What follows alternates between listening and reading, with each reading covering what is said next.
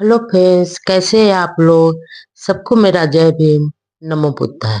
Baba Saheb Ambedkar life and mission में आज का टॉपिक है सत्ता में अछूतों की भागीदारी के लिए संघर्ष। भारत के वायसराय लॉर्ड वेवल मार्च 1944 में एक योजना लेकर चर्चा के लिए लंदन गए। कांग्रेस के नेता भूलाभाई देसाई और लियाकत अली खां के बीच हुए समझौते पर विचार करना था। तेज बहादुर सैफू कमेटी ने भी इस समझौते का समर्थन किया। समझौता यह था कि कमेटी में हिंदू व मुसलमानों के बराबर प्रतिनिधि हो। इसी के आधार पर 2 जून 1945 को वायसराय लॉर्ड वेवल ने अपने भाषण में कह दिया कि प्रस्तावित नई काउंसिल में मुख्य जातियों में सवर्ण, हिंदू और मुस्लिम सदस्यों की संख्या बराबर होगी। सवर्ण शब्द सुनकर गांधी जी इतने भड़क गए और इसका इतना विरोध हुआ कि वेवल योजना खटाई में पड़ गए। दरअसल भारतीय राजनीति में क्रिप्स योजना और राजाजी की योजना के बाद हिंदू मुस्लिम समान प्रतिनिधि की बातें शुरू हो गई। सैफू कमेटी ने केंद्रीय असेंबली में 160 स्थानों में से 51 सवर्ण हिंदुओं को और 51 मुसलमानों को दिए।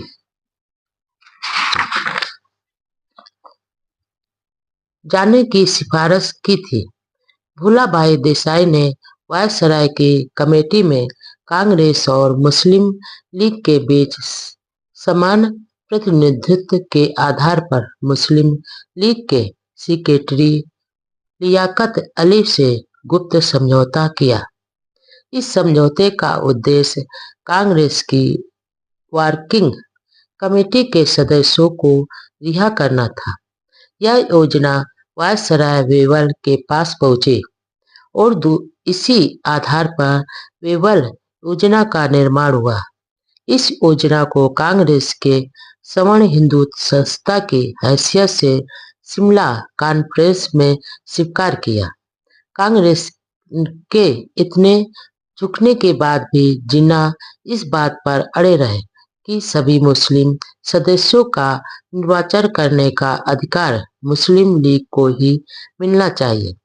कांग्रेस ने 5 मुस्लिम सदस्यों में कम से कम एक कांग्रेसी मुसलमान शामिल किए जाने पर जोर दिया, लेकिन जिन्ना नहीं माने और शिमला कॉन्फ्रेंस असफल हुई। कलकत्ता में एक दिन वे अपने मित्र डीजी जाधव के यहाँ भोजन करने गए। बाबा साहब ने जाधव की दिल्ली व बाहर काफी मदद की थी। अब वह रेलवे में बहुत बड़े अफसर बन गए थे। कलकत्ता में ही डीजी जाधव ने अपने घर पर डॉक्टर अंबेडकर के मान में भोजन का आयोजन किया। अगले दिन से रेलवे के रसोइयों और कर्मचारियों ने जाधव के निवास पर भोजन पकाने व अन्य काम से मना कर दिया, क्योंकि उनकी नजर में डॉक्टर अंबेडकर अछूत है और उनके साथ जाधव ने घर पर खाना खाया। दरअसल नौकरों को अभी तक पता नहीं था कि स्वयं जाधव भी महान अछूत है। ऐसे हालात थे उस समय। भारत का शासन चलाने वाले चीफ एग्जीक्यूटिव काउंसिल के सम्मानित लेबर मिनिस्टर के साथ यह मानसिकता थी तो आम अछूत की क्या दशा होगी, इसका सिर्फ अंदाजा लगाने से रूह कांप उठती है। बाबा साहब को तो बचपन से लेकर अब तक कदम कदम पर अपमानित होना पड़ा था। अपमान के घावों से शरीर बुरी तरह घायल हो चुका था। हिंदू धर्म छोड़ने की घोषणा के पीछे तिरस्कार की यही दास्तान छिपी हुई थी, और गांधी व कांग्रेस की आलोचना करने के पीछे भी अछूत समाज की इसी पहाड़ जैसी पीड़ा कारण थी। अछूत समाज के घावों पर मरहम लगाना तो दूर, हिंदू मठाधीशों, सवर्ण हिंदुओं, गांधी व कांग्रेस नेताओं ने उन पर नमक छिड़कने में कोई कमी नहीं छोड़ी।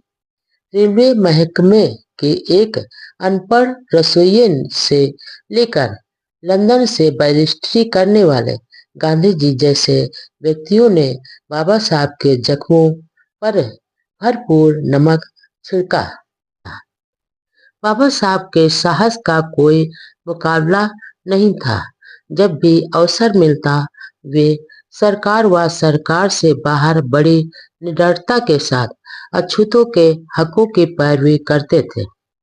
हालांकि उस समय वह वायसराय की एग्जीक्यूटिव काउंसिल में प्रमुख सदस्य थे, सरकार के बहुत ही जिम्मेदार पद पर थे, लेकिन खरी खरी कहने से नहीं चूकते थे।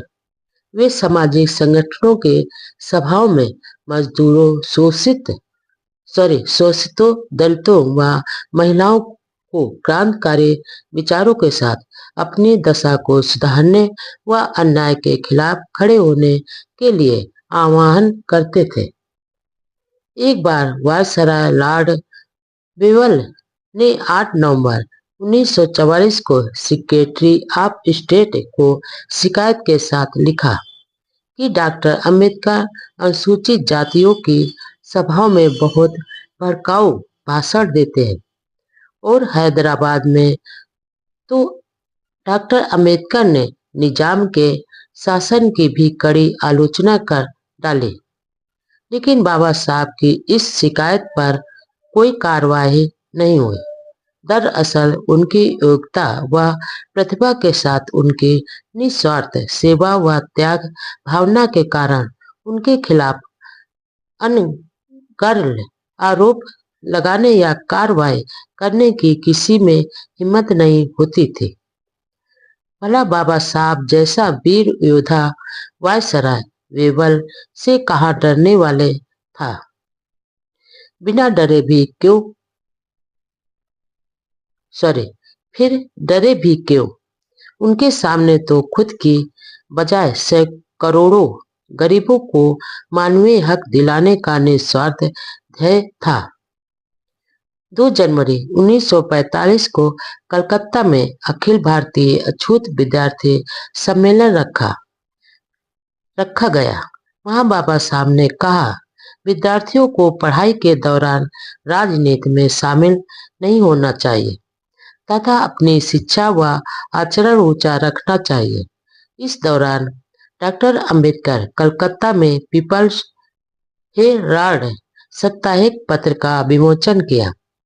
अपने भाषण में उन्होंने कहा कि गांधी जी की मृत्यु के बाद कांग्रेस 2 टुकड़ों में बंट जाएगी। उन्होंने शेड्यूल कास्ट फेडरेशन के महत्व के बारे में बताते हुए कहा कि राजनीतिक और नैतिक दृष्टि से वह पार्टी लंबे समय तक असरदार रहेगी, क्योंकि किसी भी नेता को देश में कोई शुभ कार्य करना है तो वह दलितों का उद्धार है, और पार्टी इस पर पूरा ध्यान दे रही है। मार्च 1945 को वायसराय के एग्जीक्यूटिव काउंसिल में यह महत्वपूर्ण सुझाव दिया कि देश में हवाई सेवाओं एयर रिलायंस पर पूंजीपतियों की बजाय सरकार के पास कब्जा होना चाहिए। सर स्टेफर्ड क्रिप्स की भारत यात्रा और अंबेडकर। सर स्टेफर्ड क्रिप्स की भारत यात्रा के दौरान डॉक्टर अंबेडकर ने अछूतों की समस्या का पक्ष उनके समक्ष बहुत मजबूती से रखा, और क्रिप्स के वापस ब्रिटेन जाने के बाद अंबेडकर ने ब्रिटिश सरकार और भारत सरकार को यह फिर से अच्छी तरह समझाया कि भारत में अछूत वर्ग देश का एक बड़ा व महत्वपूर्ण भाग है और उनके सामाजिक, आर्थिक व राजनीतिक समानता की मांग को गंभीरता से सुना जाना जरूरी है। वायसराय को भी अम्बेडकर अपने पक्ष में झुकाने में काफी सफल हुए थे। उस समय टाइम्स ऑफ इंडिया में छपे एक महत्वपूर्ण लेख में लिखा कि अछूतों के प्रति प्रेम दिखाने वाले गांधी जी व कांग्रेस के होने वाले बड़े खर्चीले समारोह में दिखावा ज्यादा है। उनके अनुयायियों में भी दलितों के प्रति आस्था की बजाय ढोंग व दिखावा ज्यादा है और यदि समय रहते मंदिर प्रवेश, कुओं से पानी भरना, शमशान भूमि का होना आदि कार्य छुआछूत निवारण अभियान में ईमानदारी से अमल में नहीं लाए तो देश के हित में यह बहुत बुरा होगा। 27 अक्टूबर 1944 मजदूर वर्ग का एक त्रिपक्षीय सम्मेलन हुआ। अपने अध्यक्षीय भाषण में डॉक्टर अंबेडकर ने कहा कि उन्होंने मजदूरों की भलाई के लिए सरकार में कई सुझाव व योजनाएं पेश की हैं, जिनमें लेबर कॉन्फ्रेंस, स्टैंडिंग कमेटी व मजदूर कल्याण कमेटियां स्थापित करना और मजदूरों की समस्याओं को योजनाबद्ध तरीके से पेश करने के लिए अलग से सचिवालय खोलने आदि भी शामिल थे। 29 नवंबर 1944 में बाबा साहब पुणे में राजभोग के मेहमान बने, जहां उनके सम्मान में एक समारोह आयोजित किया गया। उन्होंने वहां अपने भाषण में कहा कि पुराने समय में लिखा गया हर धार्मिक ग्रंथ राजनीतिक ग्रंथ भी होता था। गीता वेदों को समर्थन देने वाले और ब्राह्मण धर्म को ऊंचा बताने के उद्देश्य से लिखा गया राजनीतिक ग्रंथ है। गीता को 4 बार लिखा गया। शुरू में गीता धर्म और दर्शन का ग्रंथ नहीं था, जिसमें केवल 60 श्लोक थे या यादवों की सौर गाथा थी। जब कृष्ण को ईश्वर का अवतार मान लिया तो भक्ति मार्ग का अवलोकन किया। बुद्ध व गैर ब्राह्मणों ने वेदों को प्रामाणिक ग्रंथ नहीं माना। गीता की रचना 4 वर्णों को स्थापित कर अछूतों को नीच व गुलाम बनाए रखने के लिए रची गई। इस भाषण के अखबार में छपने पर हिंदू भड़क गए, क्योंकि अंबेडकर के भाषण को तोड़ मरोड़ कर छापा गया था। आलोचनाओं की झड़ी सी लग गई, लेकिन हमेशा बौद्धिक स्तर पर कलम से वार करने में माहिर बाबा साहब ने सभी को मुंह तोड़ जवाब दिया। इसी दौरान सर तेज बहादुर सप्रू भारत की राजनीतिक समस्या को सुलझाने के लिए एक कमेटी बनाना चाहते थे, जिसके बाबा साहब से 2 अछूत सदस्यों के नाम मांगे गए, लेकिन बाबा साहब कमेटी में शामिल नहीं हुए, क्योंकि कमेटी के कुछ सदस्यों पर उनका भरोसा नहीं था। 24 सितंबर 1944 को मद्रास नेशनल सोसाइटी द्वारा प्रभात टाकीज में आयोजित एक सभा में डॉक्टर अंबेडकर ने कहा कि प्राचीन भारत में जैसा समृद्ध, सुखी व गतिशील जीवन था, वैसा दुनिया के किसी भी राष्ट्र में नहीं था। आज देश में जो राजनीतिक आंदोलन देख रहे हैं, वह तो हमारे इस देश में प्राचीन काल में हुई सामाजिक, धार्मिक व राजनीतिक क्रांतियों के मुकाबले में कुछ नहीं है। भारत भूमि क्रांति की भूमि रही है। यहाँ जैसी क्रांतियां हुई हैं, उसके सामने तो फ्रांस की क्रांति तो बहुत बौनी लगती है।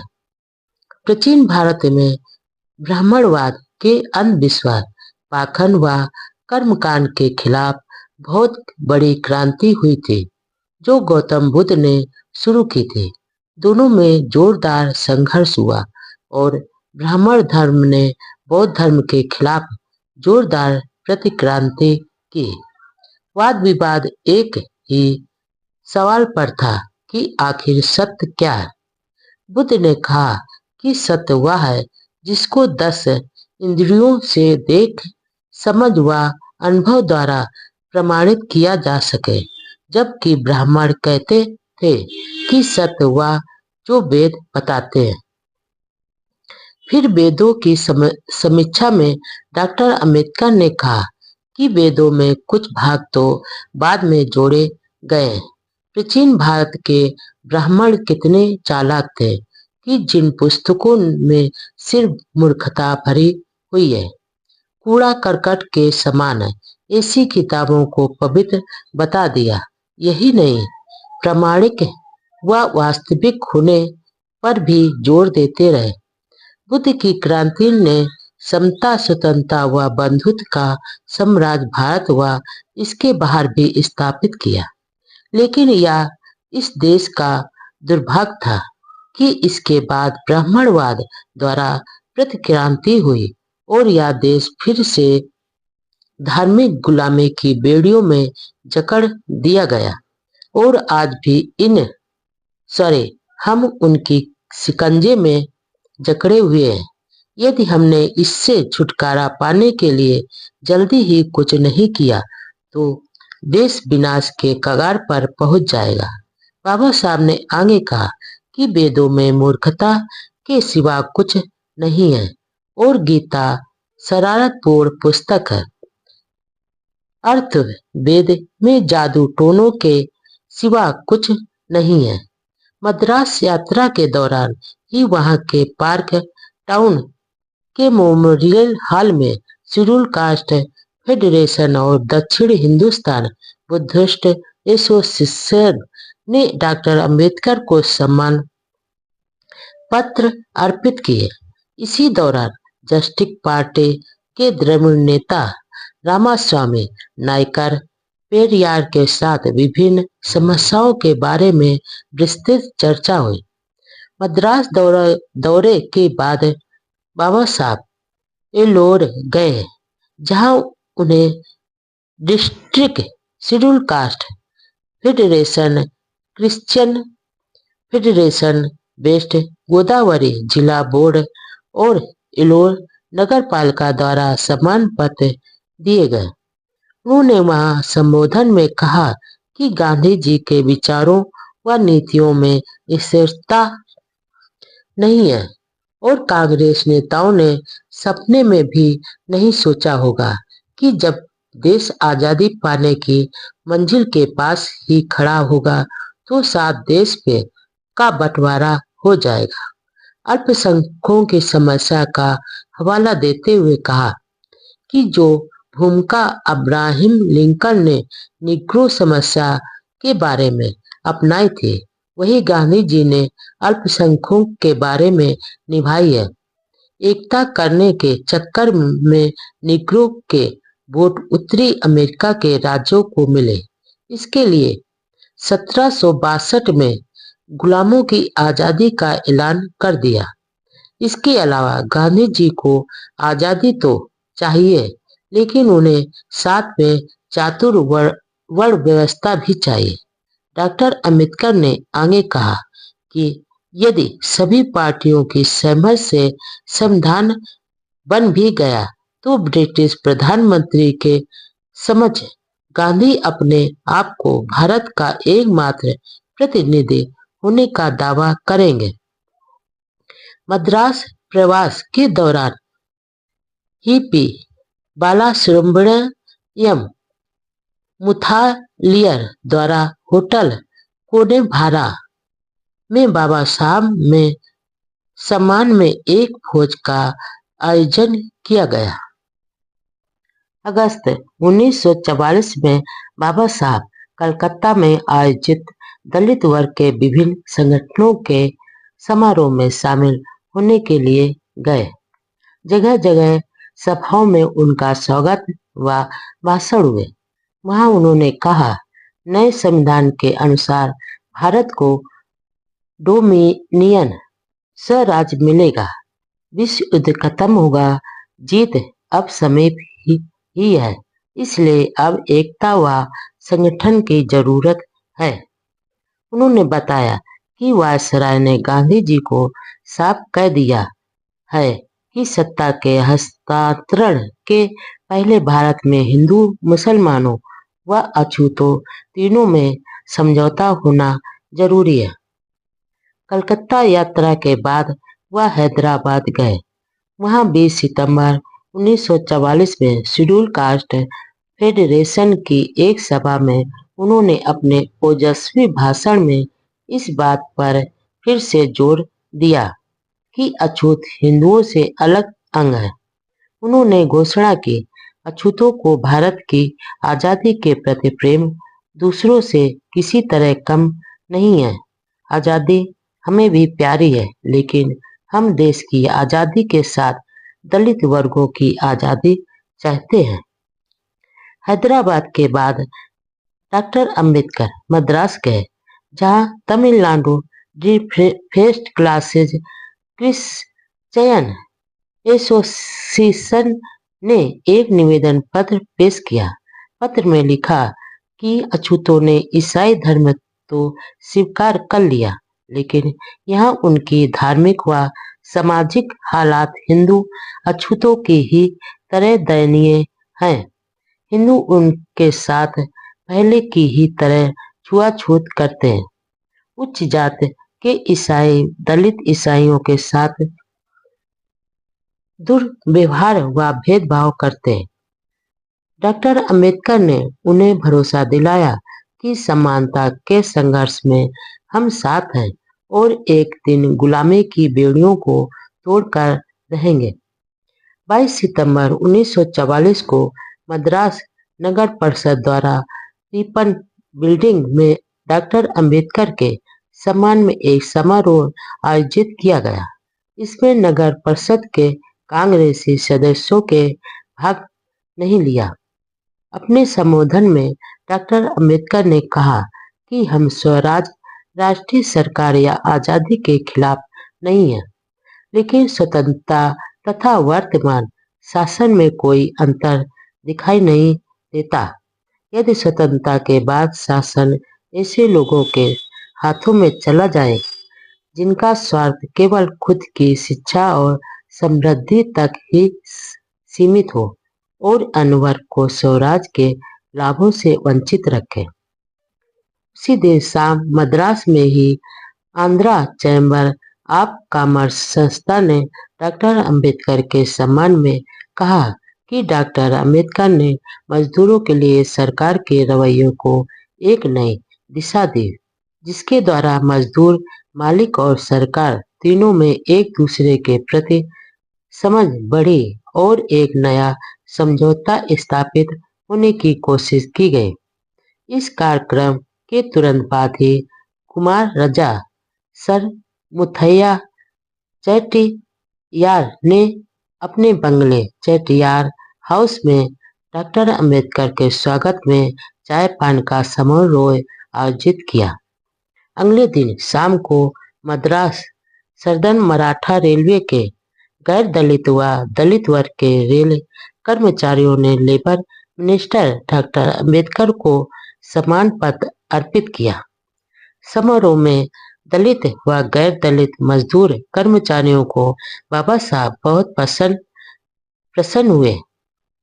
उन्होंने कहा कि यह देखकर मुझे खुशी हो रही है, इसलिए सभी लोग मिलकर गरीबी को मिटाने के लिए संगठित होकर संघर्ष करें। गांधी जी व जिन्ना की बार बार मुलाकात से गांधी जी का मुस्लिम लीग की ओर बढ़ती मित्रता को देखकर डॉक्टर अंबेडकर ने लगा कि गांधी जी शायद अछूतों के साथ भी कोई समझौता करने के लिए तैयार हो जाएंगे। इसलिए गांधी जी को एक पत्र लिखा, जिसमें उन्होंने लिखा कि वह दलितों के सवालों पर भी समझौता करना चाहते हैं। जिस प्रकार हिंदू मुस्लिम एकता के लिए कोशिशें की जा रही, उसी तरह छूत अछूत एकता के बारे में भी विचार करना चाहिए। हिंदू मुस्लिम समस्या का समाधान निकाल दिया है तो समान हिंदू व अछूतों के मुद्दों का भी समाधान निकाला जाना चाहिए।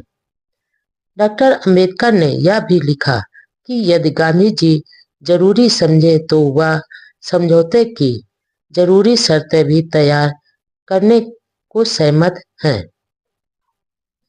6 अगस्त 1944 को गांधी जी ने पत्र द्वारा जवाब दिया कि उनके लिए अछूतों का मुद्दा एक धार्मिक और सामाजिक सुधार का प्रश्न है, लेकिन इस प्रश्न पर हम दोनों में मौलिक मतभेद है।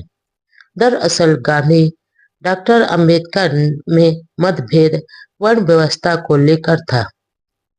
डॉक्टर अंबेडकर वर्ण व्यवस्था के घोर विरोधी थे, जबकि गांधी कट्टर समर्थक थे। गांधी चाहते थे कि अछूत हिंदू धर्म में जिस पायदान पर है वहां ही रहे, हालांकि उनके साथ अच्छा व्यवहार किया जाए। लेकिन डॉक्टर अंबेडकर तो अछूतों के लिए समता, स्वतंत्रता व बंधुत्व की व्यवस्था चाहते थे। इसलिए इस अर्थों में डॉक्टर अंबेडकर को हिंदू धर्म का विरोधी कहना सरासर गलत है। उन्होंने वर्ण व्यवस्था व जाति भेद के खिलाफ तो आवाज बुलंद की थी। वह तर्क संगत और खुद हिंदू समाज के सुधार के लिए जरूरी थी, लेकिन वर्णाश्रम धर्म को मानने वाले गांधी जी ने डॉक्टर अंबेडकर को हिंदू धर्म का विरोधी ही मान लिया। क्रिप्स योजना में अछूतों की राजनैतिक मांग को कोई महत्व नहीं दिया गया था, इसलिए गांधी जी ने भी समझौते के लिए उत्सुक डॉक्टर अंबेडकर को कोई महत्व नहीं दिया और उनकी अपेक्षा की। कहावत है कि बलवान के आगे झुकना और सीधे साधे पर अकड़ना। गांधी जी यही व्यवहार डॉक्टर अंबेडकर के साथ कर रहे थे। जिन्ना के लिए तो खुद बम्बई जाकर मिलते थे और वह भाव ही नहीं देता था, जबकि डॉक्टर अंबेडकर खुद बार बार गांधी से मिलकर अछूतों की राजनैतिक समस्या के लिए सहयोग चाहते थे, लेकिन गांधी जी उपेक्षा कर देते थे। उन्होंने मुसलमानों की मांग को तो समर्थन दे दिया, लेकिन स्वयं के धर्म के ही अछूतों के सवालों को कानूनी संरक्षण आरक्षण देने की मांग न मानकर उसे धार्मिक व सामाजिक सुधार का अंग मान कर टाल देते थे। वे अच्छी तरह जानते थे कि उनकी समस्या पर ये आसानी से मदद करने वाले नहीं है, इसलिए हार माने बिना संघर्ष जारी रखना और देश भर के शोषित, उपेक्षित व वंचित वर्ग की आशाएं सिर्फ डॉक्टर अंबेडकर पर ही टिकी हुई थी। अप्रैल 1944 में डॉक्टर अंबेडकर ने मजदूरों के कल्याण के लिए एक और बड़ा ऐतिहासिक कदम उठाया। उन्होंने सेंट्रल असेंबली में एक बिल पेश कर उसे पास भी करवा दिया। इसके अनुसार स्थायी कारखानों व फैक्ट्रियों के औद्योगिक मजदूरों को छुट्टियों के दिनों में भी वेतन देने का प्रावधान किया गया था। गांधी जी का स्वास्थ्य समान नहीं होने के कारण पूना के आगा खां महल में नजरबंदी से रिहा कर दिया गया, तो वहां से स्वास्थ्य लाभ के लिए पंचगनी चले गए। वहां राजगोपालाचारी ने बताया कि उन्होंने गांधी जी की सहमत से जिन्ना के पास एक अलग प्रस्ताव भेजा है। इस योजना में कहा गया कि वर्णवार के बाद एक कमीशन गठित किया जाएगा जो उत्तर पश्चिम और पूर्वी भारत के जिलों का दौरा करके जन साधारण की राय के आधार पर फैसला करेगा कि ज्यादातर लोग भारत से अलग होने के पक्ष में है या नहीं। यदि बहुमत पक्ष में होगा तो अलग राष्ट्र का रूप दे दिया जाएगा। इस प्रस्ताव की सावरकर आदि नेताओं ने निंदा की, लेकिन राष्ट्रीय स्तर के अखबारों ने भी इस पर चू तक नहीं किया। यह प्रस्ताव भारत विभाजन के सिद्धांत पर सहमत था। डॉक्टर अंबेडकर एक संविधान विशेषज्ञ के रूप में इस स्थिति पर नजर रखे हुए थे। गांधी जी की इस सहमति से सावरकर के अलावा कांग्रेस का साथ देने वाले वे नेता भी निराश हुए, जो यह मानते थे कि गांधी जी विभाजन को कभी स्वीकार नहीं करेंगे। उदारवादी नेताओं ने कहा कि राजगोपालाचारी की यह योजना देश की सुरक्षा के लिए खतरा है। डॉक्टर अंबेडकर इस बात से आश्चर्य में थे कि जब देश के बंटवारे से सहमति जतानी ही थी तो गांधी जी ने यह फैसला करने में इतना समय क्यों लगाया। गांधी जी द्वारा पाकिस्तान का विचार स्वीकार करने के फैसले की डॉक्टर अंबेडकर ने प्रशंसा की, लेकिन यह भी कहा कि यदि यह योजना गांधी जी ने स्वयं जिन्ना को पेश करते तो ज्यादा अच्छा होता। डॉक्टर अंबेडकर ने कहा कि जिन्ना ने यह योजना क्यों अस्वीकार कर दी, यह वह समझ नहीं पाए।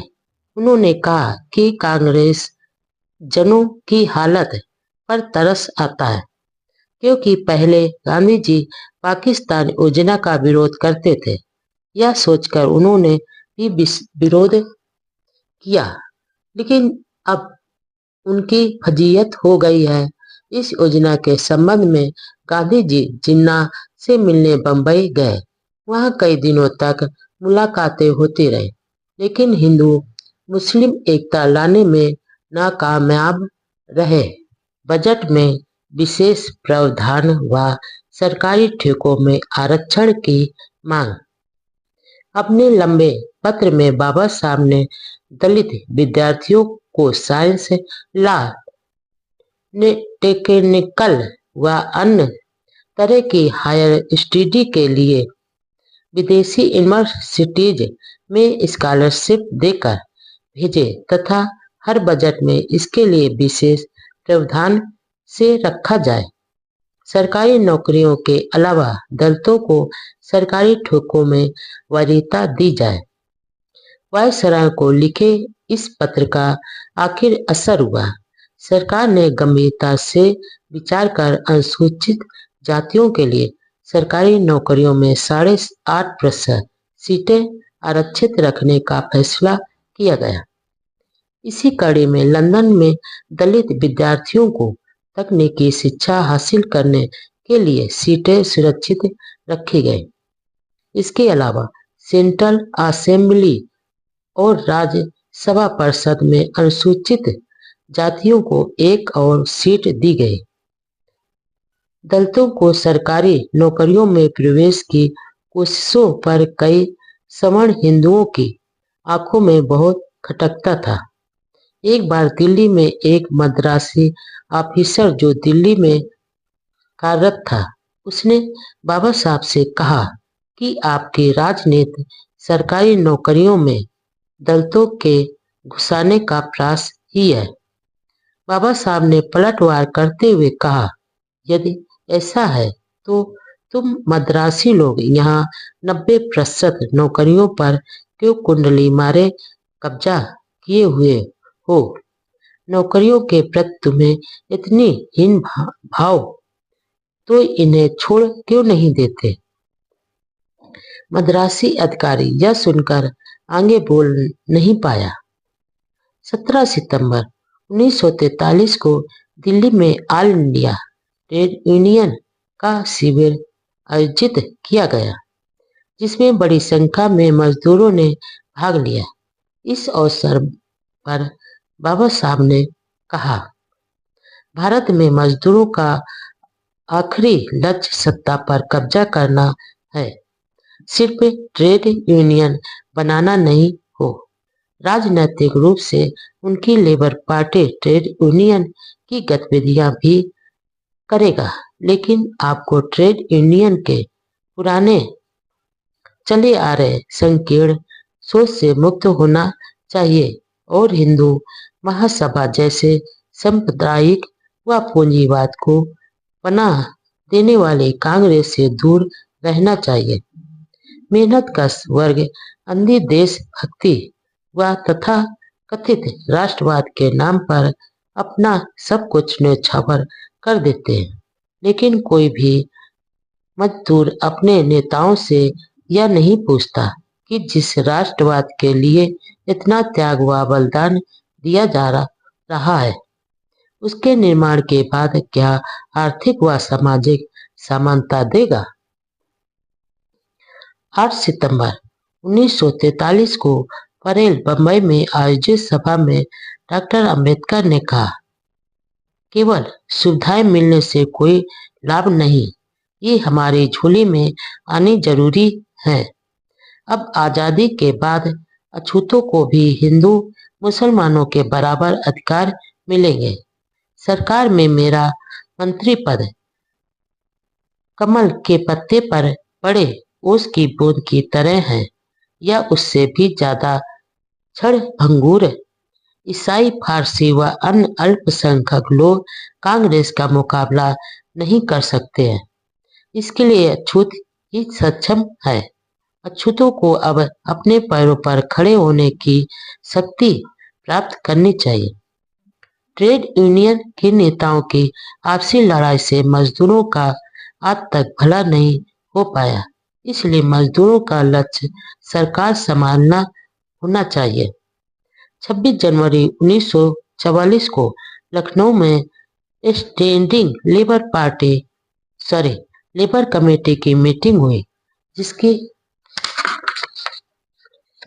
अध्यक्षता डॉक्टर अंबेडकर ने की। वहां से वह शेड्यूल कास्ट फेडरेशन के सालाना सम्मेलन में भाग लेने के लिए कानपुर गए। 29 जनवरी को आयोजित इस विशाल सम्मेलन में अध्यक्षता कर रहे एन शिवराज ने कहा कि दलित समाज स्वतंत्रता का विरोधी नहीं है, बल्कि वे चाहते हैं कि जुलाई 1942 को नागपुर सम्मेलन में जो मांगे रखी गई थी, उन पर विचार कर कार्य रूप दिया जाए। इस अवसर पर डॉक्टर अंबेडकर ने कहा कि भारत सरकार में हिंदुओं व मुसलमानों की तरह दलितों को भी उनकी जनसंख्या के अनुपात में हिस्सा मिलना चाहिए, और यदि ऐसा नहीं किया गया तो वे अपने उद्देश्यों को प्राप्त करने के लिए संघर्ष करेंगे। वह मौजूद विद्यार्थियों को प्रेरणा दे कि वे सरकारी योजनाओं के तहत तकनीकी व हायर एजुकेशन की सुविधाओं का लाभ उठावें।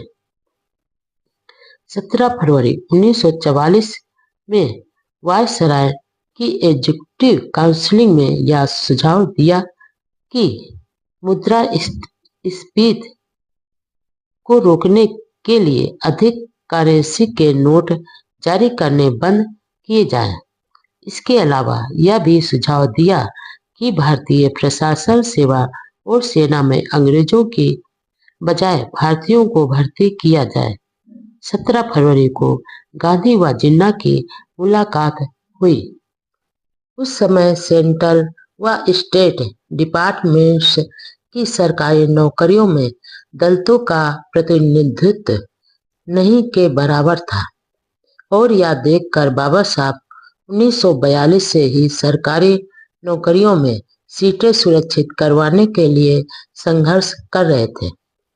इसी सिलसिले में 29 अक्टूबर 1942 को उन्होंने वायसराय को एक गोपनीय स्मरण पत्र पेश किया, जिसमें उन्होंने पूरी जानकारियों के साथ बताया कि किस तरह अछूतों को सरकारी नौकरियों से एक साजिश के तहत वंचित रखा जाता है, और कैसे सवर्ण जातियों के लोग सरकारी नौकरियों पर कुंडली मारे बैठे हुए हैं। 10 पेज के इस पत्र में बाबा साहब ने सरकार से राजनीतिक, शैक्षणिक व अन्य समान क्षेत्र में अनुसूचित जातियों को पर्याप्त प्रतिनिधित्व देने का अनुरोध किया। राजनीतिक क्षेत्र में सेंट्रल असेंबली, केंद्रीय राज प्रबंध, public service commission, federal public service commission तथा शैक्षणिक क्षेत्र में यूनिवर्सिटी व टेक्निकल एजुकेशन में और इसके अलावा सरकारी ठेकों में आरक्षण द्वारा दलितों का प्रतिनिधित्व देने की मांग की।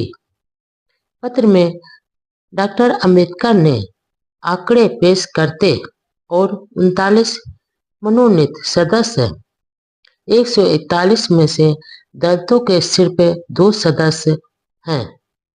1941 की जनगणना के अनुसार देश में दलितों की संख्या 6 करोड़ है, लेकिन इनका सरकार व प्रशासन, ठेका व अन्य क्षेत्र में प्रतिनिधित्व नगण्य है।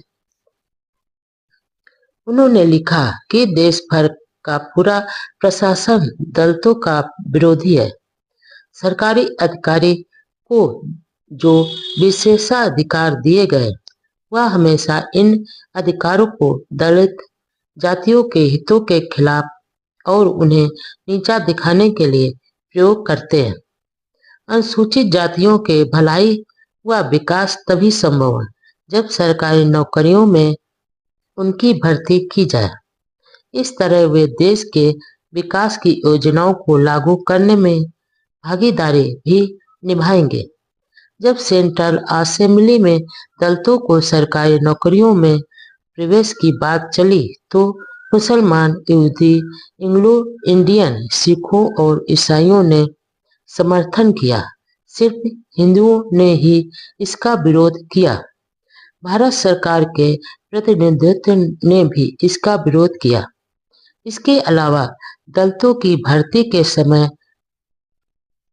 उम्र व फीस में छूट भी दी जाए।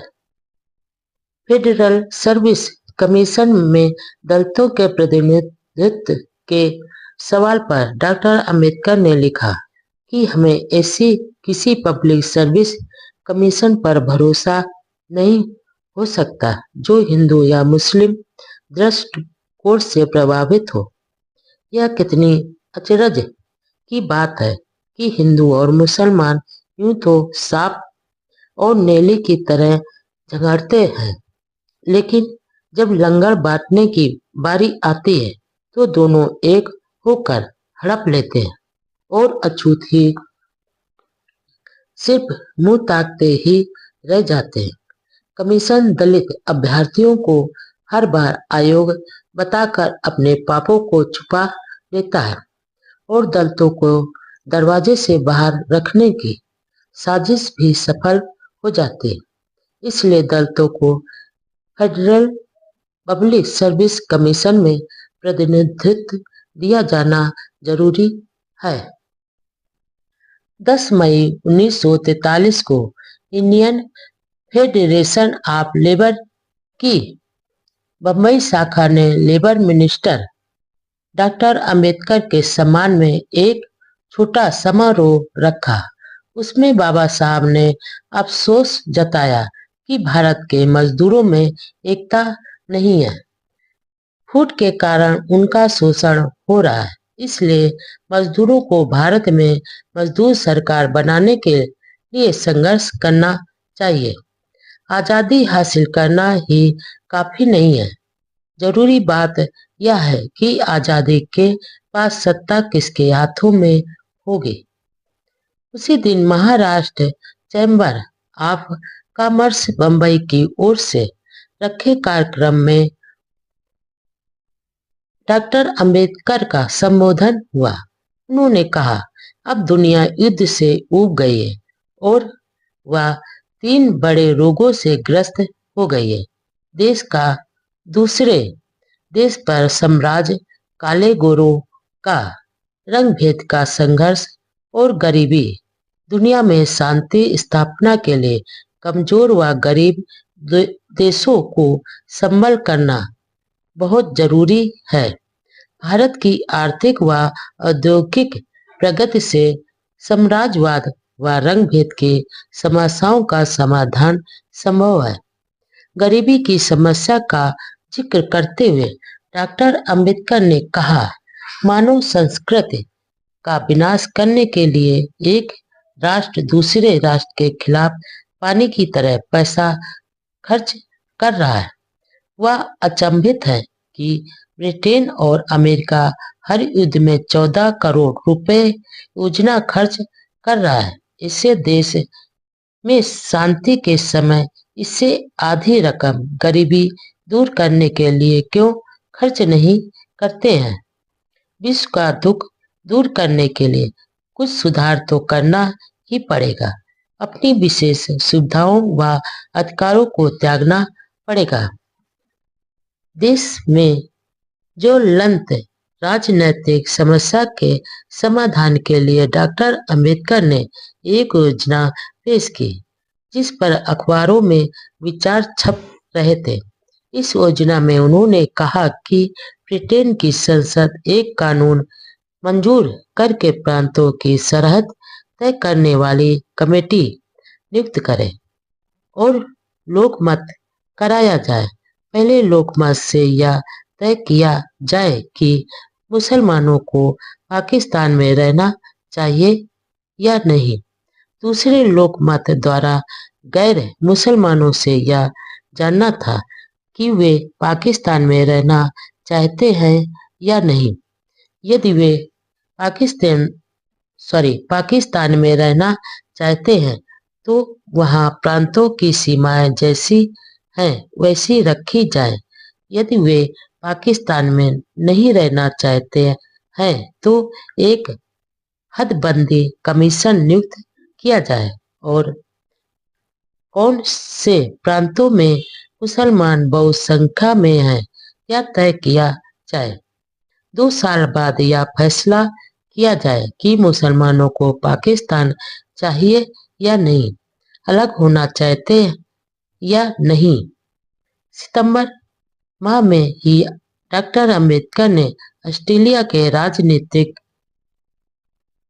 कार्टेन द्वारा पेश की गई शाही सलाहकार काउंसिल के गठन के बारे में भेंट की। डॉक्टर अंबेडकर ने कहा कि औपनिवेशिक डोमिनियन राज्य में भारत स्वेच्छा से भागीदार के रूप में रहे तो यह ऐसे देशों के हित में ही होगा। उन्होंने यह भी कहा कि भारत की जनता को ब्रिटिश सरकार में जरा भी आस्था नहीं रही है, क्योंकि सरकार भारतीय लोगों को सिर्फ प्रजा मानती है, अपने बराबरी के दर्जे के नागरिक के रूप में मानने के लिए तैयार नहीं है। अगले महीने सेंट्रल असेंबली के एक महत्वपूर्ण प्रस्ताव पारित हुआ। यह प्रस्ताव दलित वर्ग के अभ्यर्थियों की सेना में अधिकारी पद पर भर्ती से रोक हटाने से संबंधित था। यह प्रस्ताव संयुक्त प्रांत यानी उत्तर प्रदेश विधानसभा में दलित वर्ग के एक सदस्य प्यारेलाल कुरील द्वारा पेश किया गया था। देश में राजनीतिक गतिरोध सरकार ने नहीं बल्कि हिंदू मुस्लिम विरोध ने पैदा किया था। मुसलमानों द्वारा अलग राष्ट्र की मांग कर ली थी। आखिर उपवास के बाद स्वास्थ्य कारणों से गांधी जी को आगा खां महल पूना से रिहा कर दिया गया। पूना से वह पंचगनी चले गए। लेबर मिनिस्टर के रूप में बाबा साहब दिन रात मजदूरों के कल्याण की योजनाएं बनाने तथा कानून के जरिए सुविधाएं दिलाने की भरसक कोशिश कर रहे थे, क्योंकि वह मजदूरों की पीड़ाओं से अच्छी तरह से वाकिफ थे। स्टैंडिंग लेबर कमेटी के सदस्य बाबा साहब पहले से ही थे। 7 मई 1943 को डॉक्टर अंबेडकर की अध्यक्षता में स्टैंडिंग लेबर कमेटी की मीटिंग हुई। इसमें मजदूर, सरकार व मालिक सबके प्रतिनिधि थे। इस मीटिंग में एक महत्वपूर्ण विषय पर चर्चा हुई। वह यह कि युद्ध सामग्री बनाने का काम करने वाले कारखाने में व उद्योग केंद्रों में मजदूर प्रबंध कमेटियां बनाई जाए, जैसे कि ब्रिटेन व अमेरिका में ऐसी व्यवस्था थी। दूसरा मुद्दा एम्प्लॉयमेंट ऑफिस स्थापित करना था। इसका मकसद अलग अलग सरकारी योजनाओं के तहत शिक्षा प्राप्त करने वाले तकनीकी या गैर कानूनी कामगारों को काम दिलाना, ताकि ट्रेनिंग लेने के बाद उन्हें बेरोजगार के रूप में भटकना नहीं पड़े। कमेटी की अगली बैठक 6-7 सितंबर 1943 को दिल्ली में डॉक्टर अंबेडकर की अध्यक्षता में हुई। इस बैठक में मजदूरों की सामाजिक सुरक्षा के लिए योजनाबद्ध नीति अपनाने की सिफारिश की गई। महान समाज सुधारक महादेव गोविंद रानडे की जन्म शताब्दी समारोह के तहत 19 जनवरी 1943 को पुणे के गोखले इंस्टीट्यूट ऑफ इकोनॉमिक्स में एक बड़ी सभा हुई, जहां बाबा साहब ने जो भाषण दिया वह अब तक के दिए भाषणों में विशेष महत्व का था। उन्होंने शुरू में महापुरुषों की महानता के मूल्यांकन के आधार का वर्णन किया। रानडे के संबंध में कहा कि वह हर लिहाज से श्रेष्ठ पुरुष थे।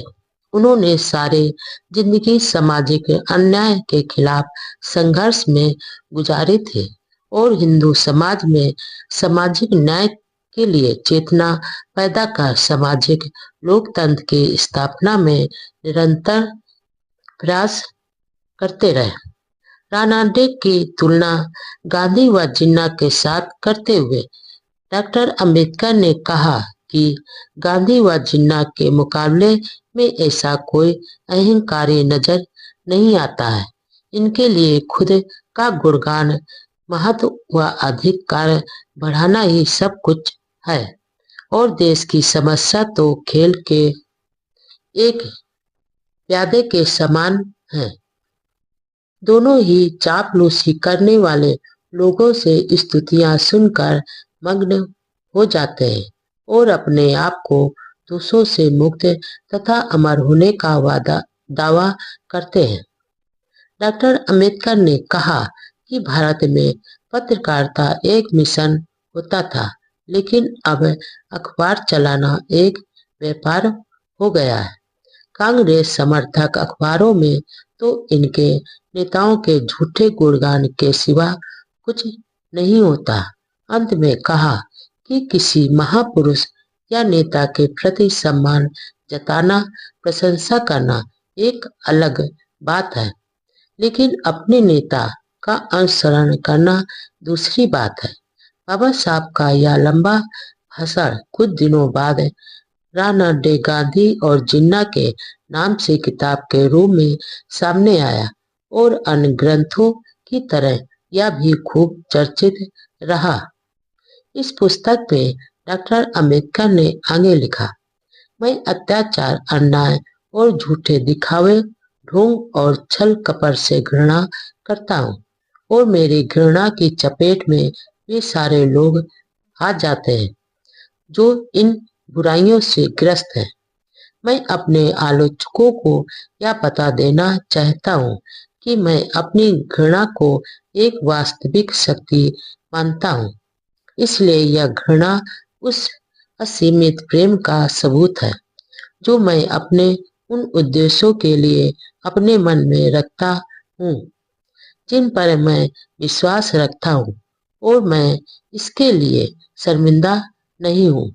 मैं यह बात फिर से दोहराना चाहता हूँ कि यदि मैं गांधी और जिन्ना से घृणा करता हूँ तो इसका मतलब यह नहीं कि मैं उनसे घृणा करता हूँ।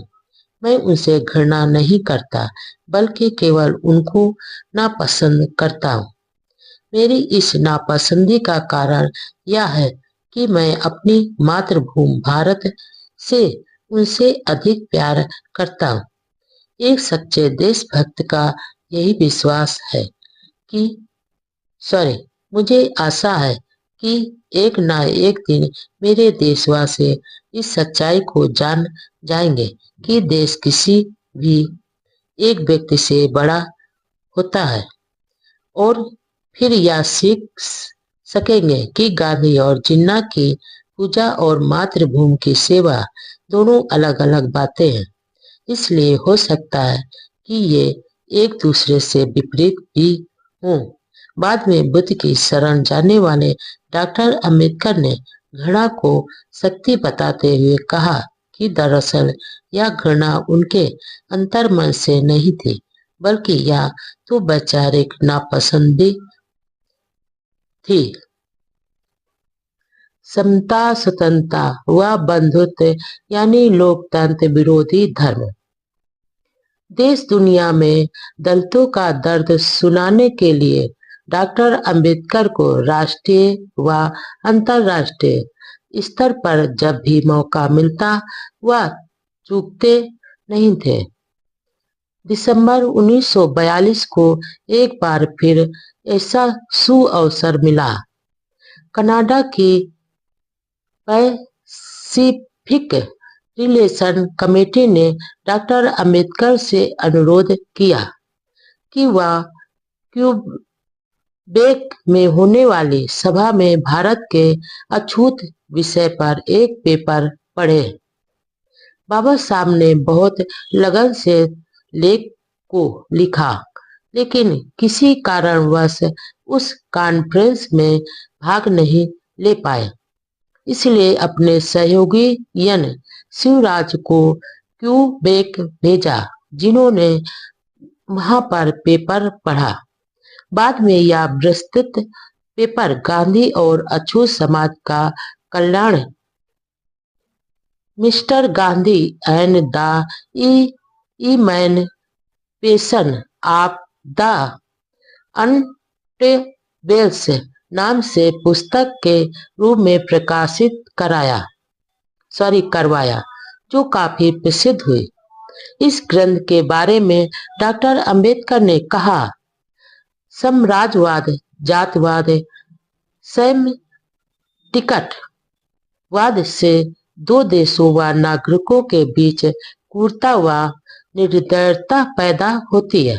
इसलिए युद्ध के साथ ही इन विकराल समस्याओं का नाश करना ही है। युद्ध की राख से एक नया व सुंदर संसार बनाना है।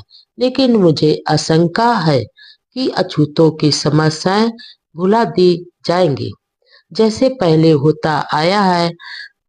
नाजियों द्वारा यहूदियों पर किए जा रहे अत्याचारों की तरह ही हिंदुओं द्वारा अछूतों पर अत्याचार किए जा रहे हैं। वहाँ सैनिकवाद है, यहाँ सनातनवाद है। यहाँ के अत्याचार वहाँ से किसी भी तरह आगे व कम नहीं है। इसलिए दुनिया के लोग जिस तरह अन्य देशों के दलितों शोषितों पर ध्यान देते हैं, वैसे ही भारत के अछूतों की गुलामी की बेड़ियां तोड़ कर उन्हें आजाद करने के लिए कोशिश करें। दुनिया में दासों, निग्रो और यहूदियों की समस्या से भी बड़ी अछूतों की समस्याएं हैं। मुझे आशा है कि इस शोध पत्र को जानने के बाद शांति सम्मेलन अछूतों की समस्या पर विशेष ध्यान देकर न्यायालय में इसका जवाब देना होगा। पत्र में अमेरिकी समाज को सचेत किया कि वह कांग्रेस के हिंदू प्रचार के मुंह के जाल में ना फंसे, बल्कि कांग्रेस से यह विश्वास प्राप्त कर ले कि उनका यह संघर्ष अछूतों के कल्याण का विरोधी नहीं होगा। इस विस्तृत रिसर्च पेपर में कहा गया कि अनुसूचित जातियों के लोग हिंदुओं से अलग हैं। इसलिए वे किसी ऐसे समाधान को स्वीकार नहीं करेंगे जिसमें इनकी मांगें शामिल नहीं की जाएंगी।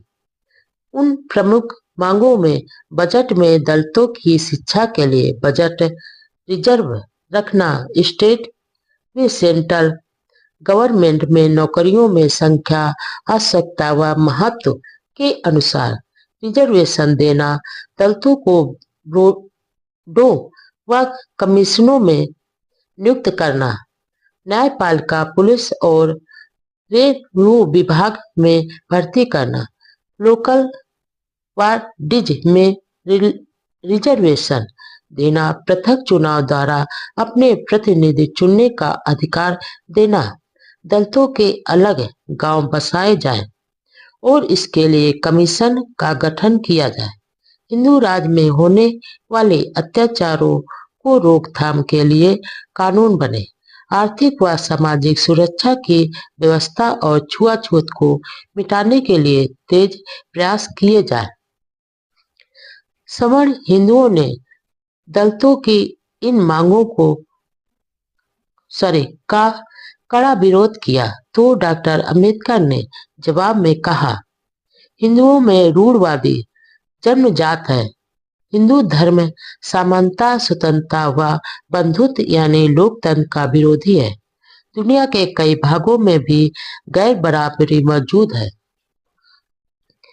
जिसके अलग अलग कारण हैं, लेकिन वहाँ सामाजिक आर्थिक असमानता को वहाँ के धर्म का संरक्षण प्राप्त नहीं है। 17 जनवरी 1943 में सूरत के नागरिकों के सिविल पायोनियर रैली में भाग लिया। वहां डॉक्टर अंबेडकर ने सैनिक शिक्षा पर जोर देते हुए कहा कि जब भारतवासी स्वतंत्र हो जाएंगे तो पूरी तरह से ट्रेनिंग लिए हुए सैनिक और सिविल पायोनियर ही देश की आजादी की रक्षा कर सकेंगे।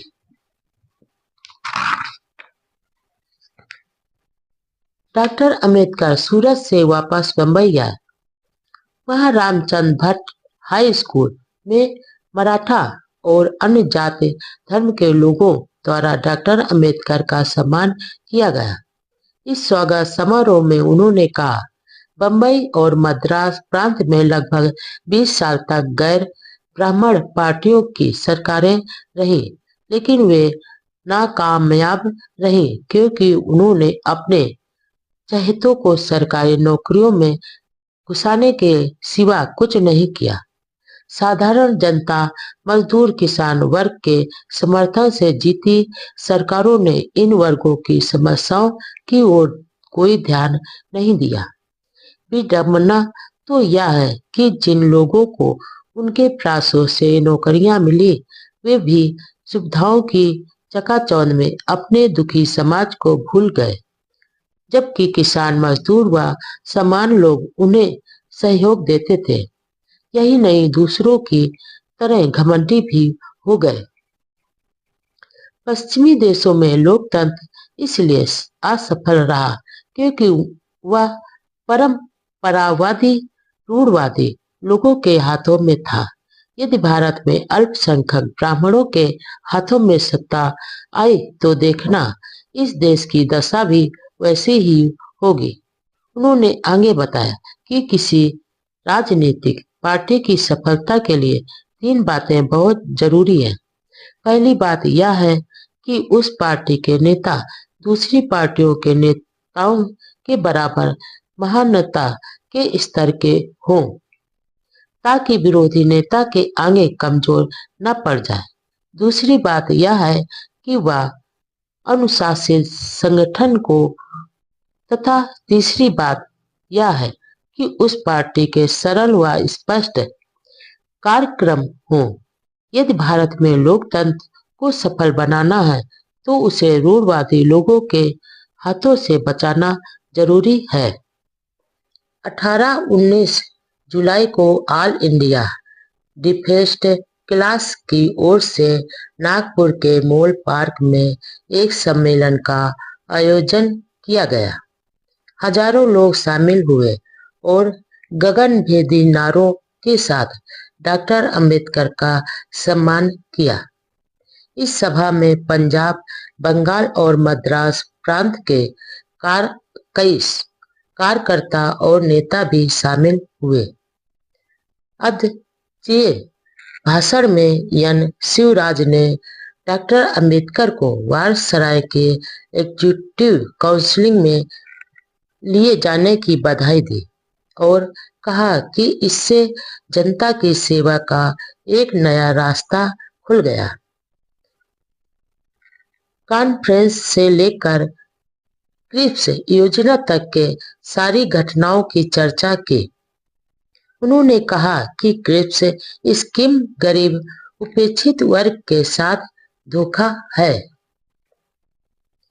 मुस्लिम लीग द्वारा पाकिस्तान मांग के बारे में उन्होंने कहा कि जब जिन्ना मुसलमानों को अल्पसंख्यक कहते थे तो देश के सिख, ईसाई, अछूत, फारसी अल्पसंख्यक सभी साथ मिलकर संघर्ष करते थे। लेकिन जिन्ना ने मुसलमानों को अलग राष्ट्र माना है तो मजबूर होकर सभी को अलग अलग संघर्ष करना पड़ रहा है। अब यह भी हो सकता है कि हक के लिए कभी अछूतों को मुसलमानों के खिलाफ संघर्ष करना पड़े। डॉक्टर अंबेडकर ने इस बात पर संतोष जताया कि अछूतों में जागृति आई है, अब हर क्षेत्र में प्रगति कर रहे हैं। शिक्षा में भी कुछ आगे बढ़े हैं। अछूत महिलाओं में भी जागृति और हिम्मत पैदा हुई है। तेजी से आ रही जागृति व प्रगति के लिए हम सभी को गौरव महसूस करना चाहिए। अब मुसलमानों की तरह अछूत भी राजनीति में हिंदुओं से अलग स्वतंत्र मांग है। इसलिए हमें अलग राजनीतिक अधिकार मिलने चाहिए। गांधी जी हमारे बड़े विरोधी हैं। वायसराय के एग्जीक्यूटिव काउंसिल में अछूत समाज को जो प्रतिनिधित्व मिला है उस पे समता, स्वतंत्रता व बंधुत्व के विचारों का विरोध करने वाले ब्राह्मणवाद की छाती पर मानो खूंटा ठोक दिया है। डॉक्टर अंबेडकर ने सेकेंड वर्ल्ड वॉर में ब्रिटेन के समर्थन की घोषणा की और कहा कि यह विश्व युद्ध तानाशाही और लोकतंत्र के बीच लड़ा जा रहा है। यह तानाशाही किसी भी नैतिक आधार पर नहीं है, बल्कि वंश, रंग, भेद के अभिमान पर ही नाजीवाद मनुष्य के भविष्य के लिए एक खतरा है। दुनिया में लोकतंत्र के कारण मानव का आपस में रिश्ता जुड़ा हुआ है। इसलिए लोकतंत्र के बचाव के लिए हर तरह के प्रयासों को स्वीकार करना चाहिए। यदि लोकतंत्र खत्म हो गया तो भविष्य का भी विनाश हो जाएगा। भाषण के आखिरी में बाबा साहब ने 3 मूल मंत्रों का जो संदेश, उपदेश व आदेश दिया वह उनके संपूर्ण जीवन एक सार बनकर आज भी देश विदेश के उपेक्षित, वंचित व शोषित वर्ग की प्रेरणा बना हुआ है। उन्होंने कहा कि आप शिक्षा प्राप्त करें, संगठन पैदा करो और संघर्ष करो। आप अपने पर भरोसा रखें। जब न्याय हमारे साथ है तो हम संघर्ष में जरूर सफल होंगे। इस तरह के संघर्ष से मुझे खुशी होती है। हमारी लड़ाई धन दौलत के लिए नहीं है और न ही सत्ता प्राप्त करने के लिए है। हमारी लड़ाई आजादी हासिल करने के लिए है। मानवीय अधिकार और इंसान का दर्जा प्राप्त करने के लिए यह संघर्ष है। हमारी स्वतंत्र अस्तित्व के लिए अब खतरा पैदा हो गया है। इसलिए हमें अधिक संगठित व सचेत होने की जरूरत है। हम न्याय व मानवता के लिए संघर्ष करते हैं। अपने मेरे प्रति जो सम्मान, आत्मीयता व समर्पण की भावना व्यक्त की है उसके बदले में मैं आपसे आश्वासन चाहता हूँ कि आप समर्पण निष्ठा के साथ संगठित होंगे, संघर्ष करेंगे और जब तक अपने अधिकारों को प्राप्त न कर ले पीछे नहीं हटेंगे। हमारे संघर्ष का उद्देश्य स्वतंत्रता है। मेरा आपका एक ही उपदेश है, एक ही आदेश है कि पढ़ो, संगठित हो जाओ, प्रचारक बनो, आत्मविश्वासी और आशावादी बनो। अछूतों की मांगों को रखने के लिए राजनीतिक पार्टी की जरूरत है। इसलिए इस अवसर पर एक नए संगठन all India scheduled caste federation के गठन की भी घोषणा की, जिसके जनरल सेक्रेटरी बापू साहब राजभोग को बनाया और अछूतों के लिए स्वतंत्र गांव बसाने की तथा सेटलमेंट कमीशन की मांग की गई। सम्मेलन के अंत में कहा कि मुझ पर यह आरोप लगाना गलत है कि मैं मिलता जुलता नहीं हूँ और किताबों में ही ज्यादा व्यस्त रहता हूँ। दरअसल मेरे मन में किसी के प्रति घृणा के भाव नहीं है और किसी का अपमान करना भी मेरे मन में नहीं है। मुझे तो बहुत कम समय में ज्यादा काम करना है। ज्यादातर हिंदू मुझे अपना दुश्मन समझते हैं, लेकिन कई ब्राह्मण भी मेरे अच्छे मित्र हैं। लेकिन जो सवर्ण ब्राह्मण मेरे अछूत समाज के साथ कुत्ते बिल्लियां से भी बदतर व्यवहार करते हैं, उनकी प्रगति के सारे रास्ते रोक देते हैं। उनके इस अमानवीय समाज विरोधी व्यवहार पर हमला करना जरूरी है। इसलिए ऐसी दशा में मैं मजबूर हूँ। समाज की प्रगति का आईना है महिलाओं की दशा। नागपुर में ही अमरावती की सुलोचनाबाई डोगरे की अध्यक्षता में दलित वर्ग की महिलाओं का भी एक सम्मेलन हुआ, जिसमें डॉक्टर अंबेडकर ने कहा, महिलाओं का एक ही संगठन हो और यदि महिलाओं को अपने कर्तव्य की पूरी समझ न आए तो वे समाज सुधार का काम प्रभावी ढंग से कर सकते हैं। सामाजिक कुरीतियों को दूर करने में भी महिलाओं ने महान योगदान दिया है।